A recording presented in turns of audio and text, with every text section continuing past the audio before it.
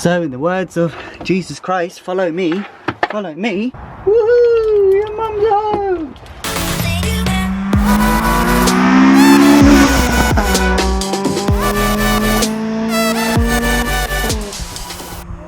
Alright guys, welcome back. So I am back in my old container, which normally means I'm on my own, which I am.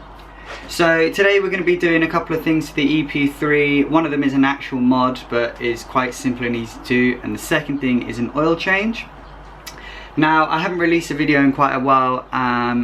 Well, I mean, by the time you see this, you'll have seen what happened with the fuel rail. But because of that, I have decided to get a fire extinguisher and a holder. So I've got one of these. This will be the mod that will go under the passenger seat, and also the fire extinguisher, which will attach right here. So yeah, the EP3 hasn't been driven in about 2 or 3 weeks, purely based on the leak for the fuel rail. What I believe was, I mean, I don't know how good the video is because I haven't actually edited it yet, but I think it was just an O-ring that hadn't seated properly, and then fuel was coming out the sides. So I decided to leave it for a bit. I was quite, you know, anxious about driving it. I was on the side of a dual carriageway. So yeah, and the other thing that we're going to be doing today is an oil change, because it's coming up, I think it's just past a year now since I've changed the oil, so it's due. And this time I've actually got the proper Castro Edge fuel oil. For anyone who has watched like one of my first 2 videos, it was an oil change and I bought really crap oil and stuck a sticker on the front of it that said it was Castro Edge, because at the time I couldn't afford it. So first thing I need to do is bring my dad's van up, so I've got all the tools, and the second thing is I need to clean out my car just so I can fit this thing in. For other mods, big mods that are coming, so I've got the coilovers, the yellow speed coilovers, they're ready to go in. It's just a matter of finding time to do it. And the next thing is the big brake kit, which I've been waiting a very long time for. So yeah, let's go on with it. Yeah, it should fit right under these bolts here. Whoa. These bolts here, so you've got that one there and you've got the other one there. So that's just keeping the front of the seat in. So I'll tidy up that and I will get back to you.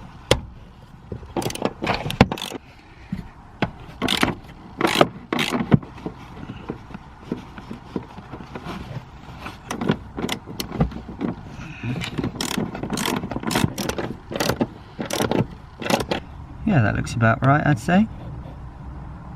It also, this bracket came with this thing, and I assume that this is used to also hold it in, but I have absolutely no idea how this is meant to work. Anyone let me know how this works, or a picture or a video of it, that'd be great. But otherwise from that, I'm just going to screw this in and fit on the bottom like that. So let's get some screws and some washers.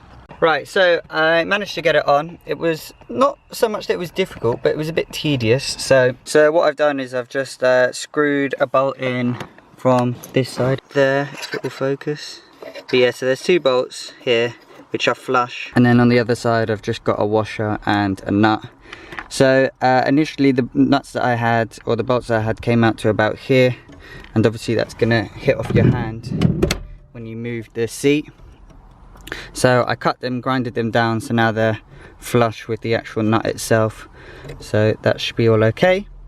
Now it's just a matter of putting the fire extinguisher in. So in order to do it, for this one anyway, you've got the fire extinguisher, put it along into this tab because it won't actually fit anywhere else. And you've just got this little clip that you pull up, you put into this tab here. There you go. And for reference, that's what it looks like inside the actual car. That's all the way at the back, so I'm not sure how many people actually sit that far behind on the passenger side, but if it was like halfway, you wouldn't even see it. So yeah, well, this is great. Went to get out my axle stands, and one of the bits that holds the car up is not, can't find it. I don't know where it's gone. What I'll do is I'll probably just change the oil next week, pick up from there, because yeah, I'd rather be safe than sorry. So I'll pick this video up next weekend. Alright guys, welcome back. So, it's been a while since I have done any videos. So I think the last place I let this off was I just installed the fire extinguisher, and I couldn't do the oil change because I didn't have the jack stands, but my dad has now found the jack stands that he lost, so I need to work on that. So I've just driven up, so I need to let the car cool down and then I can do the oil change. But while that's cooling down, I need to start the MR2 because it hasn't been started in about a week or two, maybe 3. And I also need to clean the back of my car since I took everything out for my trip to Dartmoor. That includes the rear cross brace, but I'm not putting that in yet because I think I need to do the cutouts for the B pillars, I think they are. No, not A pillars, B pillars, C pillars. So I probably won't put the cross brace in until I've done that. I will show you for explanation of what I'm talking about. So this is the state of the car at the moment. As you can see, no rear cross brace, and I've got to fit all of this stuff into here, back where it was once before. So the bit that I was talking about is here. So if you can remember, or if you've even seen the video, the cross brace bolts to this, but obviously the actual plastic trim doesn't have a hole to access that, so I need to cut that from both sides. So to keep me motivated, I am going to keep it off and cut the actual holes for this and work out a way of doing it. So fun times. So clean this up, get the MR2 running, and then I'm hoping it will be cold to work in. So meet you back then. Right, she's up in the air, wheels are off, axle stands, wheels are there, and stoppers on each side. Lovely. Let's go under and see exactly what's going on. Oh, come on, man. Please come out easy for me. Break off nice and easily, son. Oh, lovely. Didn't drop it in. Yes, son. That is some black oil. Mad ting. Right, so the oil has finished draining and now it's time to get rid of it into one of our old barrels. Oh yeah, but before we do that, silly old Shane, put this bolt back in so you haven't got any oil dripping, small drops dripping, and you don't forget to put it on. And here we have one of the most important steps of tightening this bolt. So you want to slowly tighten the bolt up, hand tight, till it is firmly pressed against the washer. Now, you want to be very, very careful. You need to get your 7mm.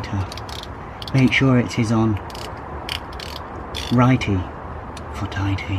You want to place the socket over the bolt, and you want to tighten ever so mediumly. Not too tightly, not too loosely. Too loosely, poor old bolt will fall off and oil will spill everywhere. Too tight, and the bolt won't come off next time. So you want to ease it in. That's it. Give it a little snug. The reason for this is the washer needs to firmly place and squash between the oil pan and the bolt, so there's no leakages. Step 1.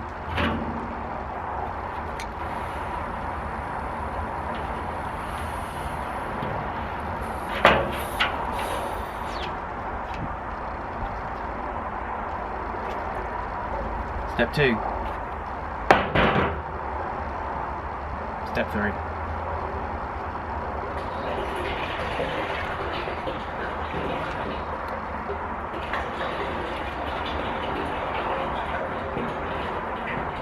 Step 4. Step 5. Step 6.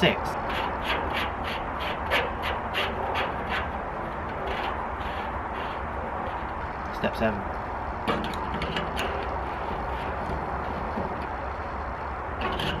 And you're done. So in the words of Jesus Christ, follow me, follow me. And there is our little culprit. Right, Heather?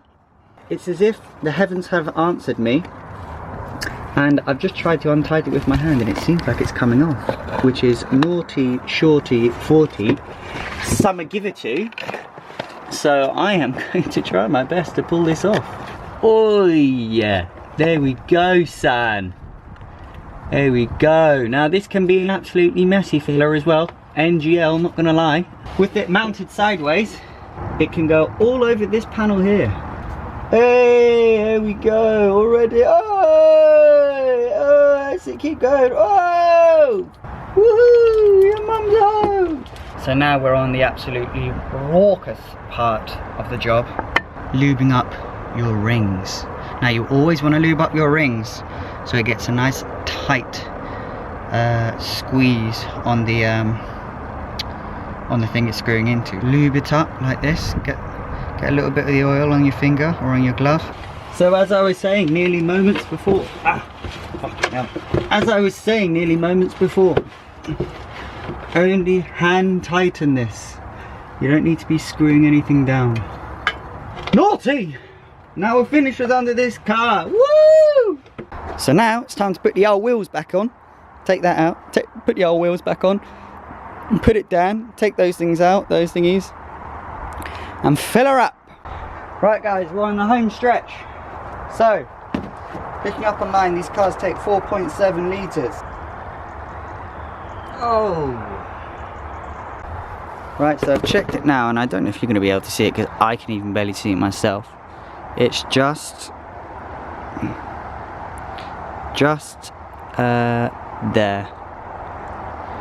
Oh, there you go, you can kind of see it. It's just above the bottom bit. Stick in a bit more and see what happens. Right, that's it, it's all done. I put in about another 600 millilitres and it's just shy of the top mark, so that's fine.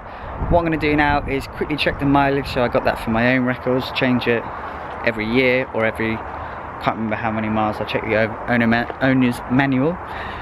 But yeah, for my own sanity, it is 114,604 miles.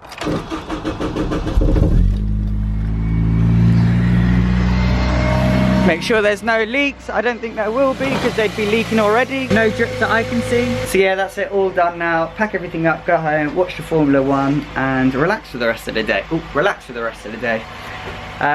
With the change of oil, do keep an eye on it for the next week or so just to make sure, because you know, oil goes into the engine, out the engine, just to make sure it's all topped up and fine and you'll be all good.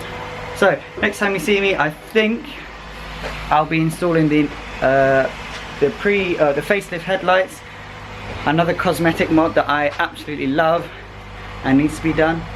So yeah, I'll see you then. Thank you for watching.